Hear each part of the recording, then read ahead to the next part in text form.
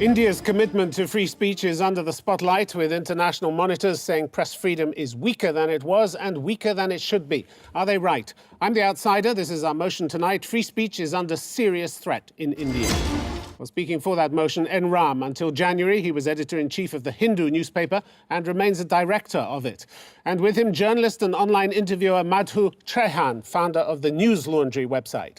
Speaking against the motion, Shashi Tharoor, Member of Parliament for the Congress Party and former Under-Secretary General at the United Nations. And with him, Anil Daka, who's worn many different hats, an engineer, film and TV critic, TV producer and newspaper editor, as well as a film censor. Ladies and gentlemen, that's our panel.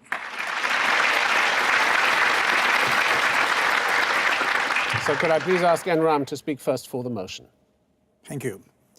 Free speech is under serious threat in India, and it's a growing threat, a widening threat, a steadily escalating threat. Let me enter three qualifications at the start. One, there's no need to exaggerate because there are spaces, considerable spaces in the system for free speech. No need for the sake of our proposition to believe in the absolutism of the right to free speech because nobody really does. And third, we can take heart from the spirited defense of free speech from various voices, various quarters, including from time to time the higher courts. But only someone burying his or her head in the sand or losing it in the clouds will deny that the threat is live, present, and serious. The problem, I think, goes back to our Constitution. Article 19(1)(a) of the Indian Constitution guarantees freedom of speech and expression as a fundamental right. This right, hard won in the freedom struggle against a highly repressive British Raj, is unamendable. This is because it's part of the basic structure of the Indian Constitution as interpreted by the Supreme Court of India. But then free speech is hemmed in and to a significant extent, I believe, undone by Article 19(2). It provides for restrictions on this fundamental right by law, sometimes reasonable restrictions, some not. Notable among the unreasonable restrictions seemingly allowed by the Constitution are the law of criminal defamation, the undefined power of contempt of court, uncodified legislative privilege, the outrageous law of sedition, that is Section 124(a) of the Indian Penal Code. And Nehru, in a parliamentary debate Jawaharlal Nehru in 1951, said this 124(a) is highly obnoxious, and the sooner we get rid of it, the better. Can I ask you to come to a close, please? Yes, today the threat is of a much higher order because there's serious violence and a shocking acquiescence by the state in these indication and acts of intolerance. See what happened to M.F. Hussain. We were the first country to ban the satanic verses and so forth. All right. N. Ram, thank you very much indeed. You were a newspaper editor for many years, big newspaper, The Hindu. You ever leaned on? Yes, indeed we were. And you buckled, did you? No, we didn't. You never did? So you managed to practice free speech as an editor in this country? But there's a chilling effect, a long-term chilling effect. effect. Not on you, seemingly. I think you think it's not on you, but there is. It chills under the skin. What was the chilling effect on you? Did you self-censor after a while? You thought a bit about what to publish, how to publish, whether you name somebody or not, although I was pretty clear that the law would permit it because the reporter or sometimes I may be summoned to court, and as they say, the lawyers, the process is a punishment. But in all those years that you were editor of The Hindu, you never buckled once. I don't think I did. So you practiced free speech? Against the odds. Well, it's always against the odds. Everybody always wants to curtail free speech in any country. Did you not expect a battle? I'm proud that we went through the battle, but it's not a very liberal environment. How easy did you think it would be to practice free speech? Yeah, I didn't want anything easy. You have enormous power. The newspapers in this country have enormous power. You've got, what, 100 million copies of various newspapers sold every day, 70,000 newspapers, 500 broadcasting satellite channels. This is incredible raw power. And yet you say you're being kicked around by the government, suppressed, that there's a real danger to you. It doesn't look like it when you turn on the television, does it? What's not being said? some of the power is being abused, but not by people like us who believe in accountability and social responsibility and professionalism and ethics of the profession, ethics of journalism and ethics of free speech, if you like. You There's the other believe in side. those things, and you were able to practice those things all Yes. those years. More or less, yes. So you're not a standard bearer for your side of the argument. You're a standard bearer for free speech, actually being able to flourish in India. Yes, much better than, we deserve much better than this, having fought a highly repressive British Raj. We really stood for this. This was part of the freedom struggle, and this is what we are promised by the Constitution, which makes some shining promises, and yet in practice today, we are much worse off than, I believe, in law and in practice, All right. than we were in 1947. And Ram, thank you very much indeed. Could I now please ask Shashi Tharoor to speak against the motion? Well, the motion is apparently that free speech is under serious threat in India. The very fact that we are having this discussion, the fact that we're having this debate in front of an audience of citizens from Mumbai is itself a refutation of this preposterous proposition. But then Mr. Ram makes my case for me before I even need to, because he starts off by laying out 3 caveats that essentially sum up the case for why his proposition doesn't stand up. He says, let's not exaggerate. Of course, there's free speech in India. Well, case proven. He says, let's not have absolutism. But then he goes on to question the fact that what we understand in our constitutional system by free speech is sadly perhaps not what the Western world understands. So whereas in the US, for example, you've got the absolute prohibitions of the First Amendment against any infringement on any kind of speech, all speech is protected. In our country, we do have these restrictions, reasonable and unreasonable. I would also disagree with some of those restrictions, but they're there. And the country has still remained safe and free, despite the existence of these prohibitions. And he says we can take heart from the courts, which is certainly an extremely important example, because he himself cited the intolerance shown to the paintings of M.F. Hussain by a bunch of thugs. Well, M.F. Hussain's right to paint as such was upheld by the Delhi High Court in a landmark judgment that has not been challenged. So we do have the court system. But I will add to those 3 arguments against him, which he's helpfully given us, I'll add other arguments as well. One of the important things we need to take heart from is the practice of our democracy. We are a country which has had lots of laws on the books, including these unreasonable restrictions on free speech, but we are sensible not to apply them in the literal spirit in which they might have been applied by a more malicious government. There are, in theory, in the Constitution, these restrictions, but in practice, Mr. Ram can make the case he wants to against this country's free speech. Ms. Rehan can do the same, and we're fine. We talk about it, we argue it, we discuss it. Could you come to a close, please? This is a thriving, lively democracy.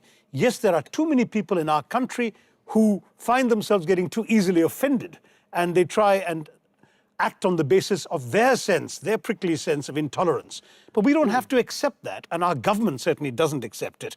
So I have to say that even if there are individuals or elements of society who may behave like this, India as a whole protects free speech. We all enjoy our freedom of expression, and therefore, in that sense, it's not under serious threat. Shashi Tharoor, thank you very much indeed. Unless you're a cartoonist who gets charged with sedition, yeah?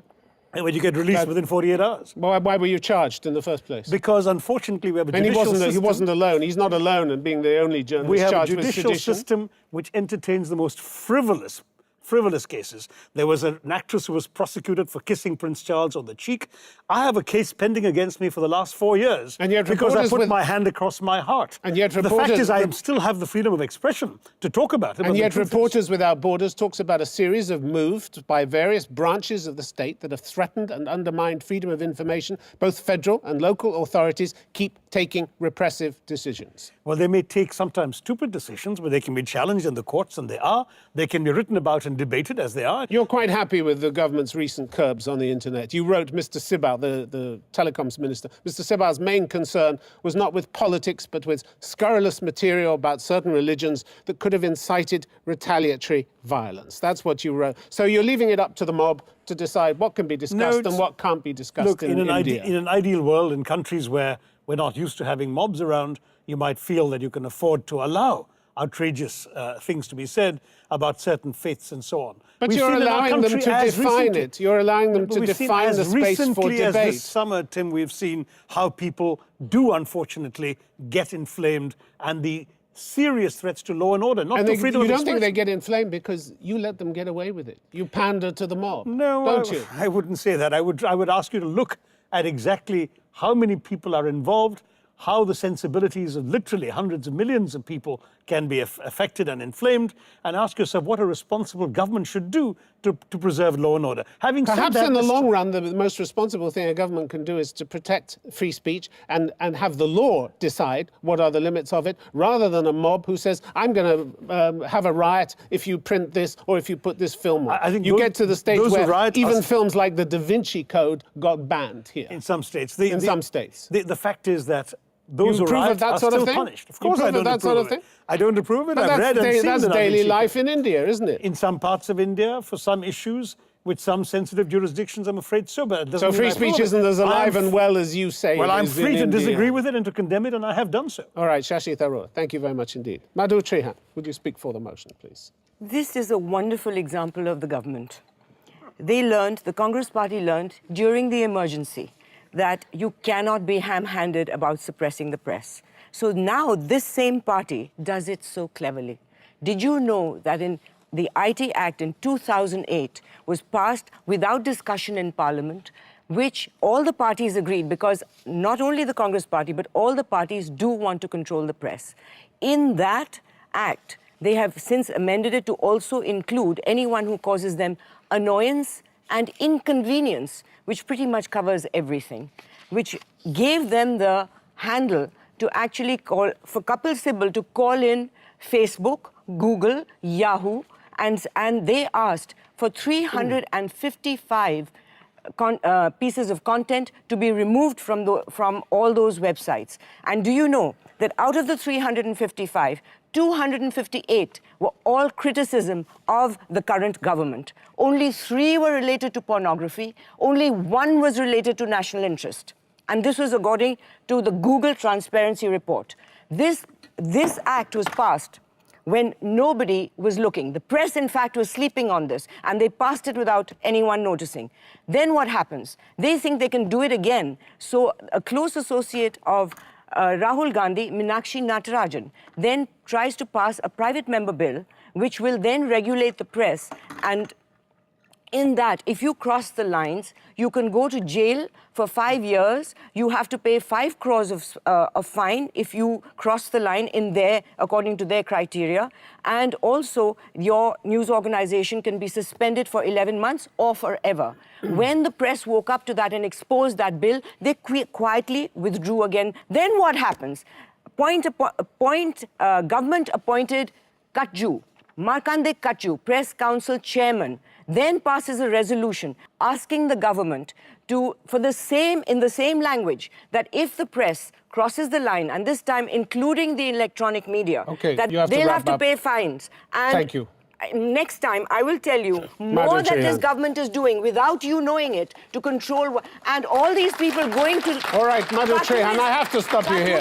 There are some rules here. Everybody else obeyed them. Everybody else obeyed them. Sorry. Not in the interest of censorship, but in the interest of Okay, fairness. I obey. Okay? I All right. obey. Okay, thank you very much. No free speech. Exactly. The question is not whether governments... The question is not I whether got carried away, I apologize. The question is not whether governments fight dirty, it's whether the press can fight back, isn't it? Yes, and we are And fighting you do back. fight back, as you said. We do the fight press back. woke up and did something about the Yes, particular issue that but you were talking about. we're not always successful. We're Well, you not don't always expect to be. You No, we expect do it to be want a to be. battle. You do, yeah, I know. But you expect it to be in a free society. There's going to be a battle of ideas. Yes, but And the press hasn't exactly covered itself in glory in the past anyway, has it? that doesn't mean that you can censor us. One doesn't have anything to do with the other. Question of trust, whether people actually trust the press in this country. That is for the people to decide. Look at the scandal over paid content that you've had in recent years. Absolutely, With the I Press agree. Council saying in recent years corruption in the Indian media has gone way beyond the corruption of individual And journalists. censorship will not help that. So which is the biggest because threat? People Which like is me the- will expose that paid news. The question is, which is the biggest threat to press freedom in this country? Is it the journalists or is it the government? Of course, the government, the journalists, if they're doing anything that is corrupt, other journalists expose it, which has happened. But they don't You always wouldn't know- expose it, do they? I mean, individuals are putting paid content, paid by politicians or paid by How would commercial you interests know into their newspaper. How would you know about paid news unless we had exposed it? Well, the press council did, but then it tried to bury half of the It report, wasn't the press didn't it? council. It was a film called Brokering News, sponsored by Public Broadcasting Service, that exposed it in detail. And in then 2010, the press council did their own investigation, the press council which just 9 out of 24 members of the press council voted to add as an annex instead of include in the main report. But that does, if that means that What was that if not that means that self-censorship all by the press? Then that means that everything that is happening in the government, that they're corrupt, which means every single person is corrupt. You're generalizing from a small group of people who have done corrupt things, and I do acknowledge it, and they should be castigated. I'm not going to defend corrupt journalists. I'm just saying you're talking about the government as the big threat to press freedom. I'm saying Absolutely. maybe the press itself is the big threat. No, the press has to clean up its act, but censorship... It's a big act to clean up, isn't Certainly, it? but that does not There's a mean long way censorship. down. That does not mean censorship. One does not have anything to do with the other. All right. Madhu Trehan, thank you very much indeed. Anil Dhaka, if I could ask you to speak against the motion, please. Well, you are asking all the questions, but I want to begin by asking you a question, which is that why are we debating this at all? Because freedom of expression is such a given in this country that I find it quite ridiculous that, four grown-up people are sitting here and debating it, and a huge audience is sitting here and listening to us. Well, some of them are quite respectable, but I'll let you go on. Thank you. The only time that freedom of expression was curbed is during the emergency in 1975. But if you remember those times, and some of you might remember those times, I think it was the press which was muzzled, but people talked. And within 2 years, the whole excesses of the emergency, the excesses of the family planning and so on, that spread like wildfire through the country. So that when the elections came around in 1977, Indira Gandhi was defeated very badly. And that was purely due to freedom of expression. Remember, at that time, there was no social media, there was no Twitter, there was nothing. It was just people talking. Since then, drastic changes have happened. We've had social media come in a really big way.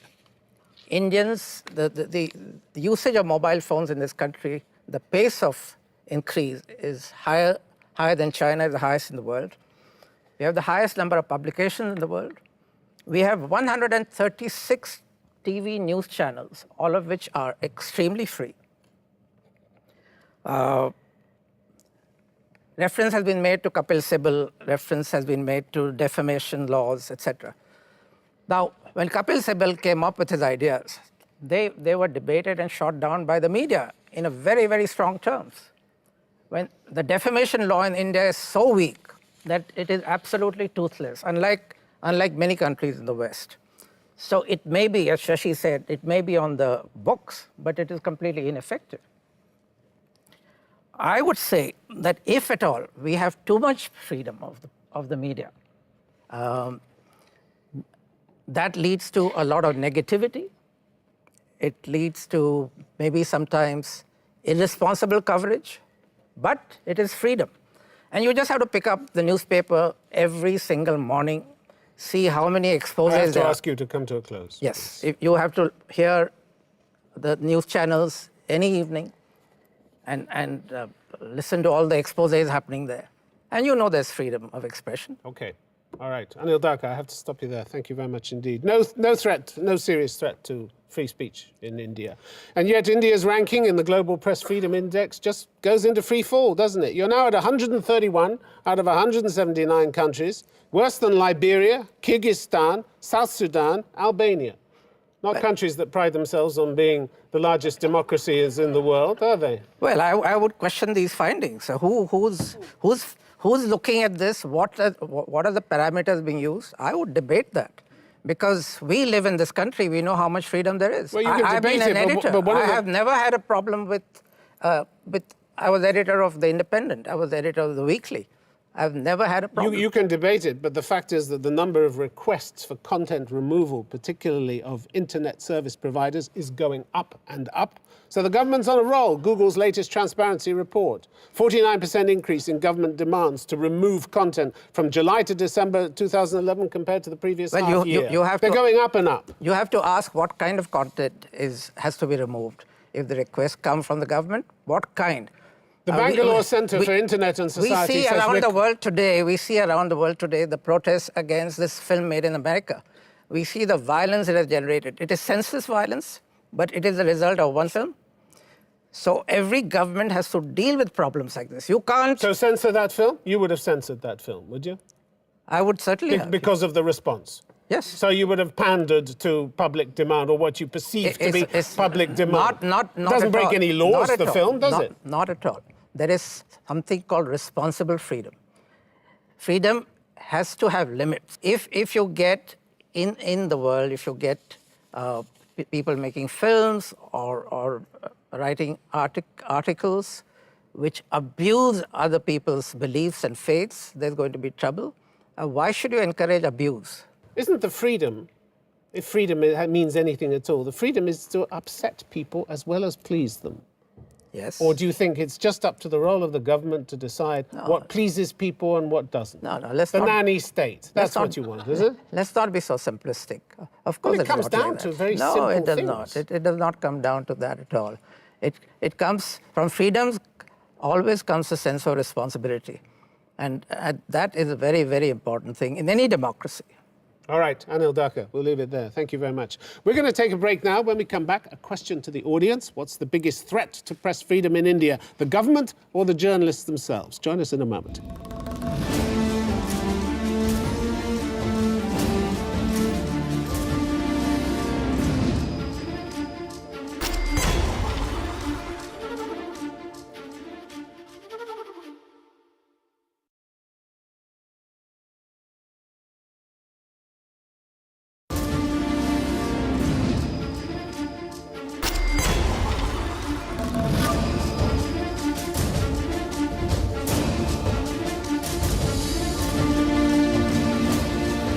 Welcome back. I'm The Outsider, and our motion tonight, free speech in India is under serious threat. Well, during the break, we asked the audience who they thought represented the biggest threat to press freedom in India, the government or the journalists themselves. The results are in. 81% of you said the government, 19% said the journalists. Shashi Tharoor, do you want to defend the government here? Yes, certainly, because in fact... I think they might be expecting it of you. I mean, hearing Madhu and you cite all these figures about, God knows, was it 200-odd elements removed from the net?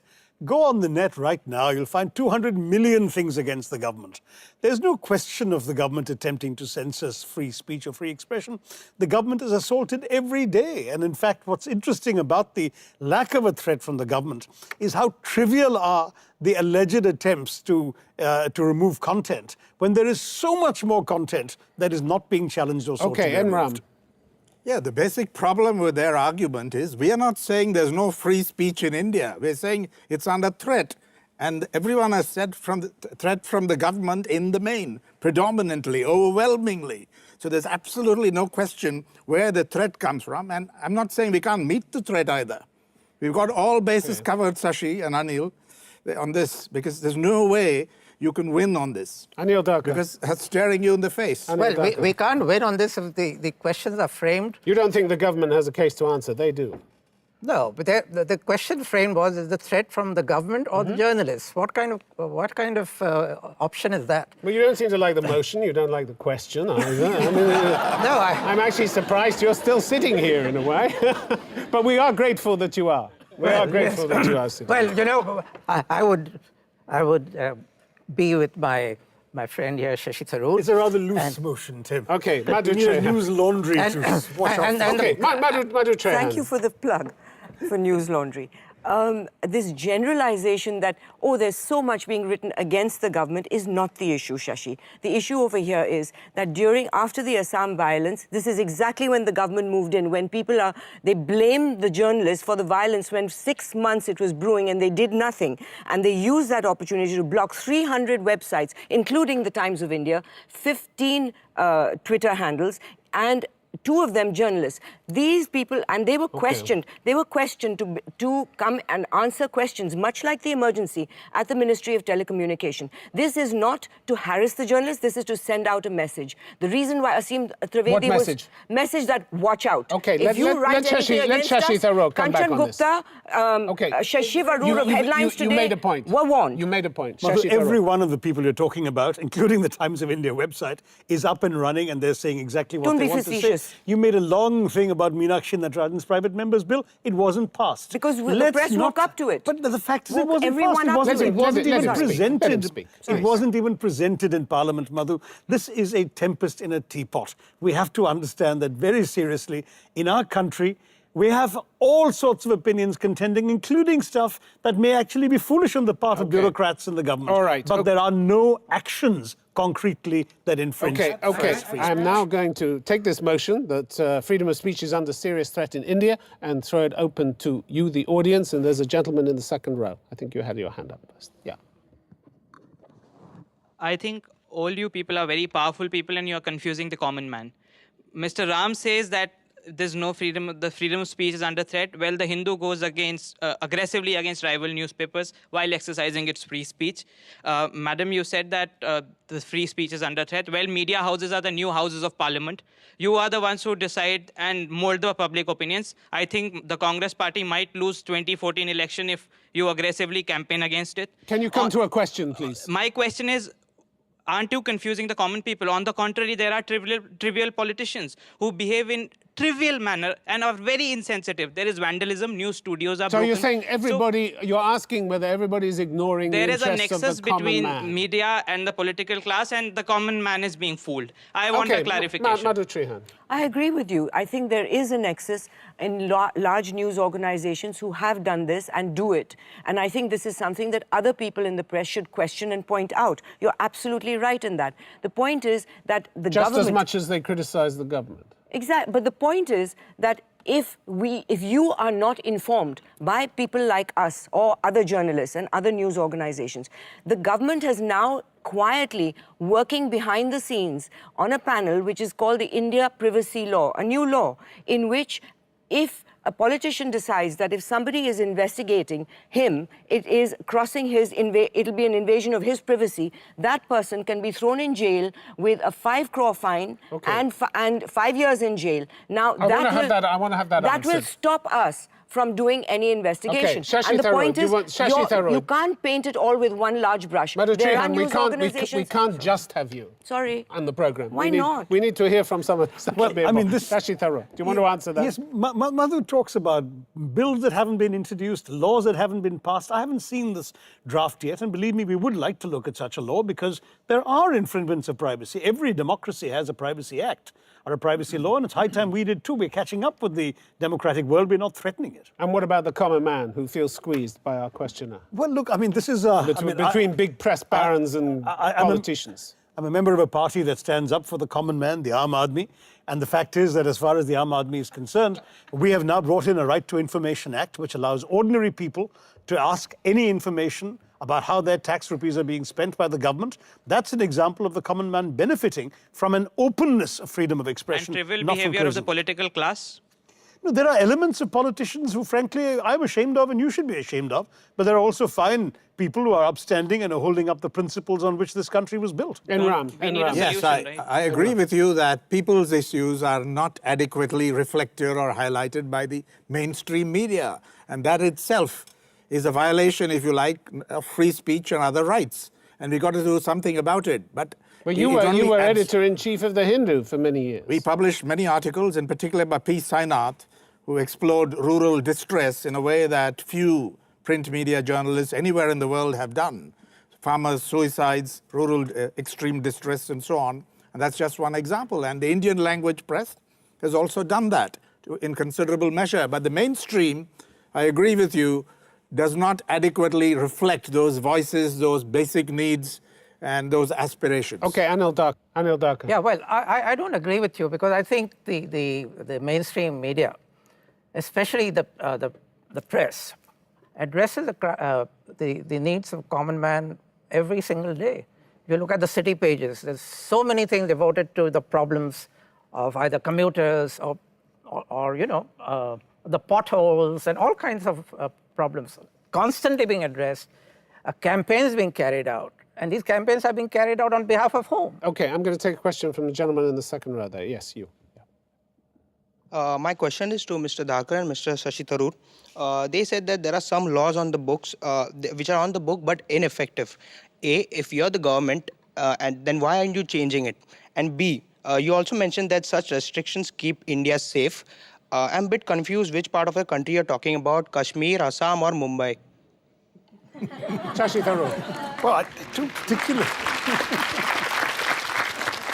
I don't particularly remember saying that restrictions keep India safe. What I said was that unfortunately in a volatile society like ours, it is sometimes necessary to have reasonable restrictions in the interest of public order. And that applies to all of those, to Kashmir, to Assam, to Mumbai. And even then, as you've seen in all those places, there have been violence, there has been rioting, there has been stone throwing, there's even been killing.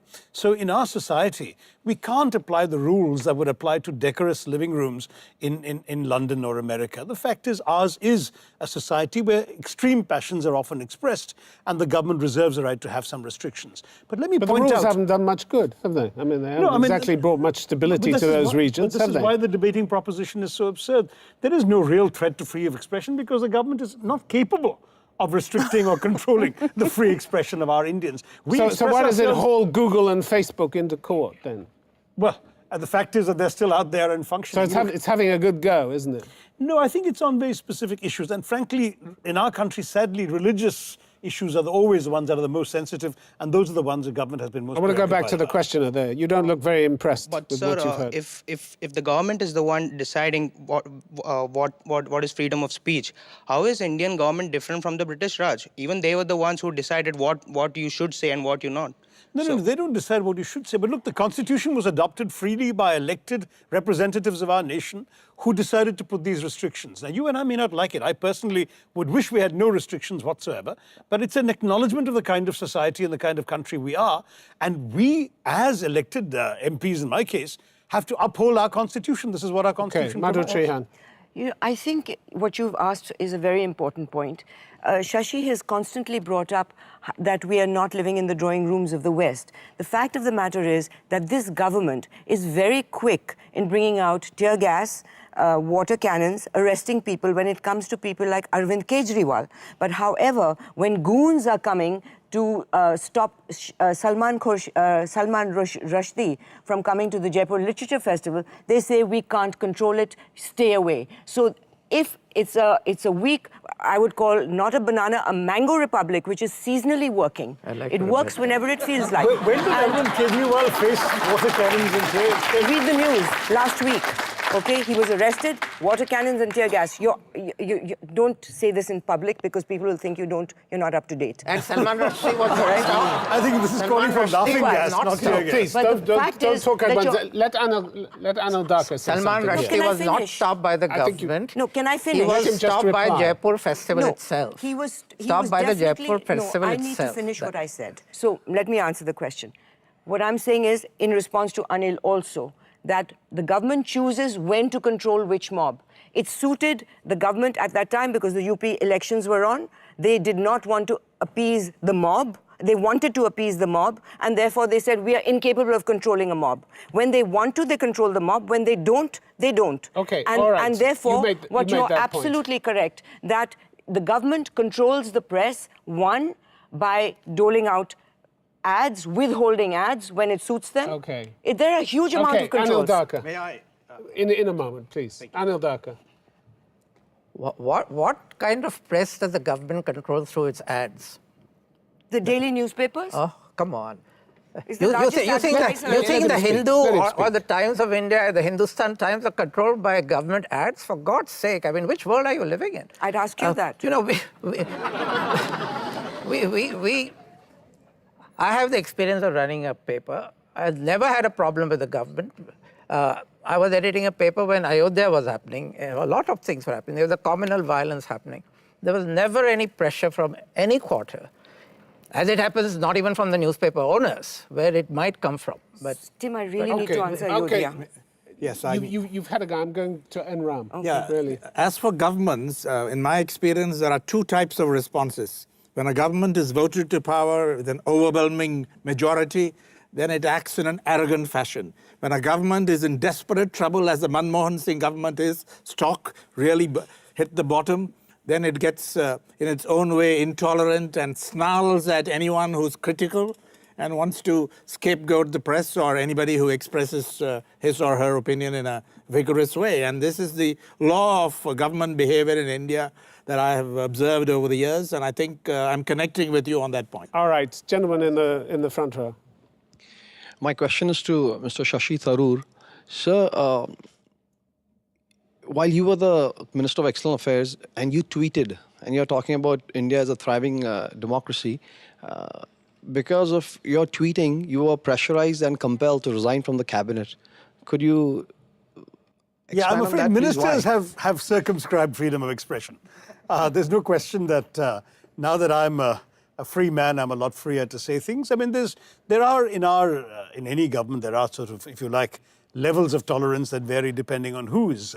I mean, I could say things outside government that apparently are not so acceptable inside government, though in fact a lot of the things I was criticized for were not actually offensive. We can debate that separately, perhaps. But your free speech was circumscribed. was very much wasn't it? circumscribed. It's a very classical example that your speech was curbed. You being an Indian, how do you feel like if No, but you see- a cabinet minister is not allowed to tweet and you were... No, I you- was you allowed to didn't- tweet. It's, the you didn't particular thing leak you're probably secret referring information. to is All this. you're speaking your mind. And if a cabinet minister of a ruling party had to face that fate, imagine us seating in the audience. No, May but the I point is say those in one the more- audience are freer than those in the cabinet. Just very much. No, the point is that those in the audience are freer than those in the cabinet. But in this particular instance, I mean, I was joking about my freedom of speech. The truth is that I was certainly not prevented from tweeting, but there were some things I said that some chose to willfully misunderstand and create a controversy over. Okay. So that's a different matter. Enram. You have induced him to score what I may call an own goal. Own goal. Because that's what it is. But please read Salman Rushdie's the new novel, Joseph Anton, about these very issues, hard issues, where the right to offend, as he would put it.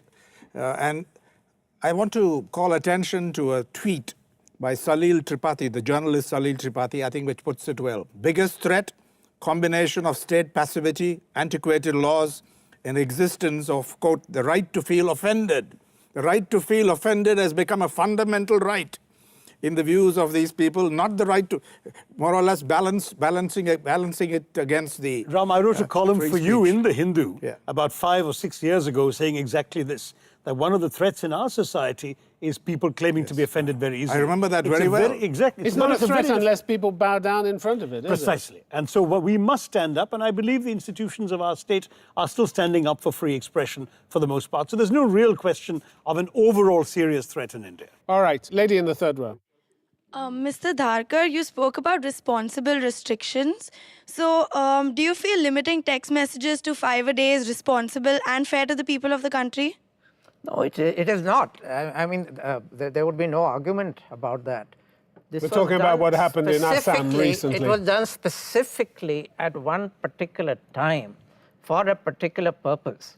That's all. It has never happened before. It hasn't happened since. It was only at a particularly volatile moment. And I think, as Shashi and I have been saying, that we have freedom of expression, which is absolute almost. But at some point, you have to exercise some restraint because of the nature of our society. Don't you think this was a bit of excessive restraint? 5 messages a day, really? Yeah, sure. Sure. How many do you normally send? Madhu Trihan, you'd accept some limitations, wouldn't you, No, for a no. short period? You see, if the government took positive steps in the social media and in fact went on Twitter themselves and gave the message out and said, do not listen to these tweets, do not obey these kind of messages, they should play an active role. You wouldn't have to do this censorship. For once, So- I agree with Madhu Trehan. She's so- right. Okay, well then we better move on Then I better quickly. move on. Yeah, lady in the second row there. If the government did give out such messages, do you think we would listen to the government or the other people? Because anything which is against the government is what first attracts our attention. Well said. Who are you asking? Your side, your side. You'd like to answer that, wouldn't you? Yeah. Go ahead. I think today I would admit that the government's credibility is really low. The journalism community also, our credibility is damaged. So it would be a competing force, and it would be your decision on who to follow. But even then, I don't think. I think the average citizen would still listen to a journalist's message that stay there, you will be safe. If the government says you will be safe, I ask you, would you believe them? Because they say we can't control goons when it suits them. Because they have to, somebody might be offended. This bowing down to people who are offended is so selective and only used to control the press. Let's see what she said. You asked her a question, let her answer. Yeah, I agree to that, but I agree to everything you say, but I think in this particular incident, the government was right in doing so, because they did it only for a particular period of time. All right, Enram, where are you on this short-term measures to restrict text messages, things like that? It's absurd. It's stupid to try to do this. And you just can't see why they're doing it, what they hope to achieve by this, except a reputation for stupidity, become a cartoon that goes viral on the World Wide Web, as they did on when they imprisoned this cartoonist for sedition and so on. And what kind of what sense does it make to do these things, to limit this? I can't see. Doesn't it make the rumours even worse, Shashi Tharoor? No, I think Madhu was When right. people know that you're clamping down on sources of information, communication makes the rumours much worse. Yes. Well, no, the problem was that the medium of SMS was actually being used to spread panic, to intimidate, to threaten. That was the problem. So the government shut it down. I mean, I frankly agree it was rather silly, and that to blanket the entire country with this restriction meant that 99% of innocent people were affected as well. And it was a mistake, but it was done for a particular purpose at a particular time and lifted after that. In fact, within one day, it became 20 messages and not 5. But for one day, we suffered. Let me stress about this honesty, that we all appreciate, I think, the need to have free expression.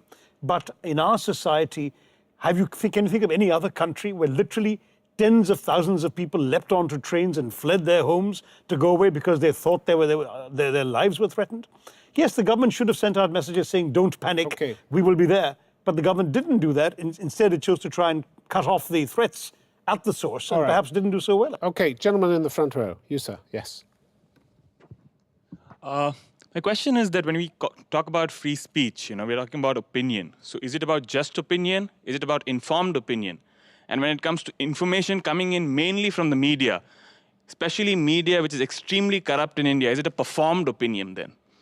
And all right, no, let's stay with that. Anil Dharkar, shouldn't it be about more than opinions? It should be about the law, shouldn't it? Free speech? It should be about information. I think what you need primarily from the media is information, which then allows you to make up your own minds. What I'm critical about of the media at the moment, especially television, is that it is all opinion. And you have television anchors skewing the debate in the way they want to. And I think that's wrong. Because I think the public must be allowed to make up its own mind by getting full information on a subject. Madhu Trehan, you want to come in on that? I don't think that was the question. My question is that therefore, should there not be channels to be able to stop these particular measures which kind of try and bias your opinion? Okay, I got it. That is presuming that the Indian population are either little children or fools, all right? This is exactly what the press council chairman, Markanday, said. And not only said, he wrote in an article that 90% of Indians are fools. That means that you're not trusting the Indian public to judge for themselves. We are not fools. Any good citizen, any person can judge, this is biased to this direction, this is biased in this direction. Leave it to the people to judge. People are not idiots. The press is the central place wherein we seek information from. Yeah. And we seek clear information from you, not information which is possibly paid for or possibly somewhere biased to a certain party. We Enram. want clear information. Yes. You Enram. guys invade us. Enram. We cannot go around Yes, okay, visiting. we got the point. Enram. As somebody who edited a daily newspaper, I agree. I always believed in maintaining lines between reporting, don't editorialize in the guise of news, but equally important is analysis and comment, which the media provide. And in any country in the world, any significant country which has serious media, the mainstream media would be expected to have the predominant influence. But these days, it's mediated by the others coming in, citizen journalism, the social media, and so on. Okay. But in India, you're deprived of it. In India, you don't have enough of it. Shashi Tharoor. I agree entirely with the question that instead of informed opinion, very often, particularly on our television screens, we get what he calls You want more informed controls. opinion. He's calling I for don't. more controls. I He's want better asking- journalism, Tim. I want journalists to understand that there ought to be a Well, a lot of distinction people want better between- politicians. Oh, You get what you get, I want better don't you? politicians too.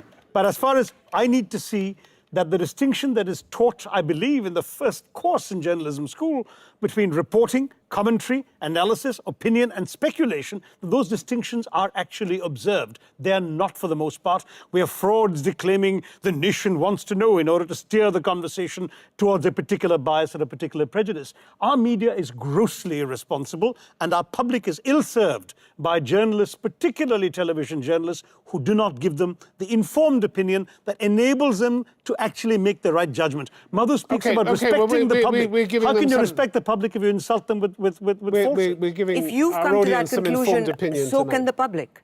If you have come to an informed conclusion that this press is slanted or this person is leading it, so can the public. What makes you think you're superior to the rest of the people? Because he's in the cabinet. All right, ladies and gentlemen, we've reached the point in the proceedings. We're going to vote on the motion that freedom of speech is under serious threat in India. Would you please take your voting machines? If you want to vote for that motion, that is the side represented by those on my right, you're going to need in a moment to press button 1. If you want to vote against the motion, the side represented by those on my left, it's button 2. Whichever button you want to press, please do so now.